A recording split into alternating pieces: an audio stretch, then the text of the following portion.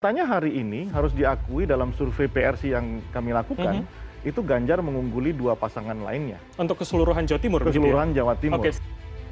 Kepleset lidah, Caimin sebut Anies tak dikenal para kiai dan warga Jawa Timur. Jumawa sebut dirinya lebih terkenal dibanding Anies. Waduh, incar posisi capres nih Cak, mau kudeta Anies ya? Hai, selamat datang di channel Redaksi Jurnal bersama JJ. Begitu. Apakah itu ada pasal syarat wakil cawapres nanti Panis dari Jawa Timur begitu? Tadi disampaikan oleh wakil ketua ya. Iya. Wakil ketua. Ya. Artinya ada simbolis gitu bahwa. Jadi kami melihat tentu penting dengan jumlah pemilih yang sangat besar, memiliki nilai yang strategis. Itulah sebabnya Jawa Timur menjadi penting. Karena kita ingin Jawa Timur juga maju, bukan hanya di kotanya, tapi juga di desa. Beberapa hari ini saya mampir ke kampung nelayan, ke kegiatan pertanian, peternakan, perkebunan, dan kita menyaksikan bahwa di sektor-sektor itu perlu tambahan perhatian yang serius. Ketika kita uji kembali jeda waktu sekitar 10 hari setelah dilakukan deklarasi, kita lakukan survei, angkanya kemudian melejit menjadi 38,2%. Jauh melampaui Pak Prabowo di angka 31,1%, artinya ada selisih sekarang 7,1%, Sinta. Angka ini bahkan lebih tinggi dibandingkan ketika Mas Ganjar belum terkena pro kontra isu Piala Dunia U20. Dengar-dengar nih ya, banyak warga yang teriak-teriak heboh dukung Pak Ganjar gitu loh jadi presiden gitu. Seru banget ya, Pak Ganjar presiden 2024 gitu. Kayak suara bocil gitu ya. Iya. Masalahnya pas lagi salam-salaman sama warga itu kan biasa lah ya, Pak Ganjar nih senyum ke keluarga, terus yang diteriakin tuh Pak Ganjar presiden gitu. Nah, pada Jokowi ini tiba-tiba nunjuk juga ke Pak Prabowo gitu, malah pada diem anjing kayak tapi saha. Bakal calon wakil presiden Muhaimin Iskandar atau Caimin mengungkapkan baca pres Anies Rashid Baswedan memang tidak dikenal kiai-kiai yang ada di Jawa Timur. Pernyataan Caimin itu didasarkan pada survei yang dilakukan peneliti Polmark Research Center EF Saifullah Fatah. Pria yang akrab disapa Caimin itu bahkan menyebut Anies lebih banyak dikenal oleh masyarakat yang berasal dari non-Jawa Timur, sehingga tidak memperoleh suara cukup banyak atau masih di bawah baca pres Prabowo dan Ganjar Pranowo. Kata Caimin, Anies Baswedan lebih banyak dikenal di wilayah non-Jawa Timur. Survei yang dilakukan oleh EF Saifullah Fatah pada pertengahan tahun, awal tahun ini survei di Jatim calon presiden tertinggi memang Ganjar, disusul Prabowo dan ketiga saya Muhaimin Iskandar. Nah, hal itu disampaikan Caimin di Pondok Pesantren Al-Aqobah Tebu Ireng Jombang Jatim Minggu 10 September. Bahkan suara ketum PKB ini dinilai lebih unggul dibandingkan mantan gubernur Jakarta tersebut. Meski begitu dirinya coba untuk merenung sebelum berpasangan dengan Anies. Bahkan menurut Caimin, pasangan terbaik adalah Muhaimin berpasangan dengan Anies. Waduh.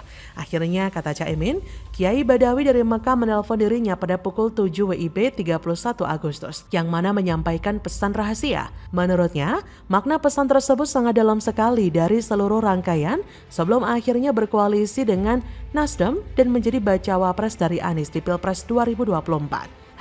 Jika melihat pernyataan Caimin yang merendahkan Anies, bahwasanya elektabilitas Anies tidak lebih tinggi darinya, membuktikan kalau Caimin ini sangat jumawa dan tidak menghormati Anies sebagai istilahnya atasannya, karena Anies memiliki posisi capres daripada cawapres yang jadi posisi Caimin. Belum apa-apa kok sudah jelek-jelekin Anies dan merasa sok terkenal banget. Sepertinya Caimin ini merasa dirinya lebih cocok jadi capres daripada Anies nih. Ini membuktikan bahwasannya akan ada gejolak besar di koalisi perubahan yang mengusung Anies dan Caimin sebagai capres-cawapres. Jangan-jangan sebentar lagi bakal mengkudeta Anies aja nih dari koalisi perubahan. Memang Caimin ini lebih tenar daripada Anies di Jawa Timur. Tapi keduanya bukanlah sosok capres-cawapres yang menjadi unggulan. Elektabilitas mereka memble bila dibandingkan dengan capres-cawapres lainnya. Fakta tersebut tentu akan menjadi pertimbangan final sebelum memutuskan untuk mendaftarkan Anies Caimin ke KPU nanti. Surya Paloh pasti akan realistis. Ngapain repot-repot ikut pilpres bila pada akhirnya bakal kalah? Tentulah kemudian Anieslah yang akan meringis. tidak jadi ikut pilpres dan akan membuatnya menjadi gelandangan politik. Gabung dengan Ganjar jelas nggak mungkin. Sementara merapat ke kubu Prabowo sepertinya juga akan ditolak. Bukankah di mata Prabowo Anies adalah seorang pengkhianat? Ups, ini tentu akan menjadi jalan terjal yang harus diambil Anies. Nasdem dan Surya Paloh tentu tidak akan sepejek itu mengusung orang yang tidak memiliki elektabilitas sama sekali.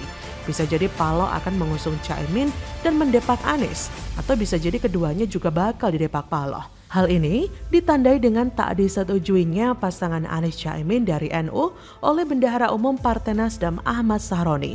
Selain itu, Paloh adalah orang yang realistis, Ferguson. Tak mungkin dia tidak tahu bila Caimin sedang dalam radar KPK. Tak mungkin juga Paloh tidak tahu bahwa mengandalkan PKB untuk mengarungi berbagai proses dalam Pilpres, semisal untuk keperluan berkampanye, adalah hal yang mustahil. Bisa jadi pada ujungnya Paloh akan meninggalkan langkahnya saat ini, kembali ke setelan awal, bergabung ke pihak yang sudah terbiasa menang di mana mereka dulu berasal. Jadi, bagaimana menurut Anda? Apakah Caimin bakal mengkudeta Anies sama seperti saat dirinya mengkudeta Gus Dur? Silakan tulis komen Anda di kolom komentar. Ini kan barat terlalu kredit kalau cuma satu pintu. Terlalu kredit ini kalau cuma satu pintu nggak akan nampung. Tolak JIS jadi markas macan Kemayoran. The Jackmania sebut JIS nggak layak jadi kandang Persija. Baru sekali jajal langsung ambruk. Anies malah salahkan dan bahayakan supporter. Kopla. Karena Jackmania lah kelompok yang paling teriak lama minta dibikinin stadion. Nah sekarang tiba-tiba Pak Anies bangunin stadion. Tapi ketika kita launching gitu, disitulah kita menemukan beberapa hal yang ternyata belum dilengkapin. Misalnya gitu, akses masuk. Kita nih penonton bola yang paling ngerasain. Pada saat launching, akses masuk yang dibuka hanya Ram Barat. Padahal ada Ram Timur. Kita nggak tahu kenapa Ram Timur waktu itu nggak dibuka. Halo, selamat datang di channel Redaksi Jurnal bersama JJ.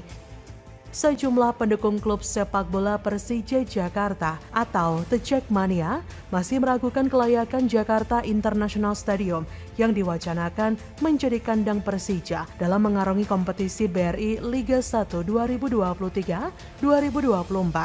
Salah seorang pendukung Persija yang ditemui Kompas.com Minggu 9 Juli 2023 bernama Damar Widiatmojo menilai masih ada yang perlu diperbaiki di JIS. Salah satunya akses masuk supporter, karena jika tak diperbaiki, itu akan memakan banyak waktu untuk supporter masuk. Damar khawatir, minimnya akses keluar masuk di sana akan membuat supporter kesulitan.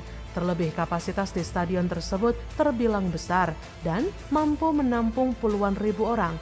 Belum lagi jika terjadi hal-hal yang tidak diinginkan, seperti tragedi Kanjuruhan misalnya. Ditambah menurut Damar, fasilitas di dalam stadion juga masih kurang oke dari segi pagar yang begitu rapuh. Beda dibandingkan dengan stadion utama Gelora Bung Karno atau GBK. Selain Damar, salah satu The Jackmania asal kota Bekasi, Denny Putra, hampir sama dengan Damar. Ia menilai bahwa stadion itu masih perlu sedikit direnovasi. Menurutnya, renovasi patut dilakukan pada sarana dan prasarana yang mendukung stadion tersebut. Salah satunya adalah akses pintu masuk dan keluar. Bahkan dari salah satu politisi, Arya Sinulinga, mengunggah bukti bahwa pintu masuk Stadion JIS harus direnovasi. Bahkan dalam video yang ia unggah di akun Twitter pribadinya, Arya Sinulinga memperlihatkan para supporter Jackmania sangat kesulitan ketika mau masuk stadion, bahkan sampai desak-desakan. Dalam narasi cuitannya, ia mengungkapkan bahwa ia mendapat video itu dari salah satu pendiri supporter Persija Jakarta, The Jackmania. Dalam narasi cuitannya, ia mengungkapkan bahwa ia mendapatkan video itu dari salah satu pendiri supporter Persija Jakarta, The Jackmania, dan juga sebagai ex-ketua umum The Jackmania, Ferry Indra Sarif. Jadi memang JIS ini perlu direnovasi, akses masuk yang hanya satu pintu, akses parkir yang belum ada, menjadikan JIS belum layak dijadikan markas Persija Jakarta. Bahkan, The Jackmania sendiri pun mengakuinya. Sebagai informasi, PJ Gubernur DKI Jakarta Heru Budi Hartono sebelumnya memberi sinyal bakal menjadikan JIS sebagai kandang klub sepak bola Persija. Kemungkinan itu dibahas Heru dalam pertemuan terbatas dengan manajemen Persija Jumat 7 Juli di Balai Kota Jakarta. Meski begitu, Heru tidak secara tegas memberikan lampu hijau kepada tim berjuluk Macan Kemayoran untuk menjadikan JIS sebagai kandang. Heru hanya mengatakan jika pemerintah Provinsi Jakarta siap mendukung dan mendorong kemajuan Persija. Dari sini kita bisa melihat betapa lucunya Anies yang katanya cerdas, berwawasan, pintar, yang menurut Dr. Tifa sangat sulit dipahami rakyat yang rata-rata ber-IQ 78. Tapi membangun satu stadion saja masih meninggalkan banyak masalah. Pokoknya asal jadi, bisa dipamerkan dan dibanggakan. Betapa malunya Anies saat ini di mana JIS mau dipakai tapi tidak layak sehingga lagi-lagi pemerintah pusat harus turun tangan, renovasi lagi, sesuai standar pula. Artinya selama ini masih belum sesuai standar ya. Terlebih Jackmania sendiri mengakui keburukan dan bahayanya JIS jika digunakan untuk markas Persija Jakarta, yang mana bukan hanya membahayakan para pemain tapi juga supporternya. Dari sinilah Anies akan mau membuktikan pada dunia bahwa kualitas dirinya masih tidak sesuai standar yang layak. Ya iyalah, sumber resapan aja udah bisa jadi bukti toh. Melakukan apapun jarang tuntas dan akhirnya harus diselesaikan pemerintah pusat. Menjijikkan, gitu kok bisa kerja. Bagaimana menurut Anda?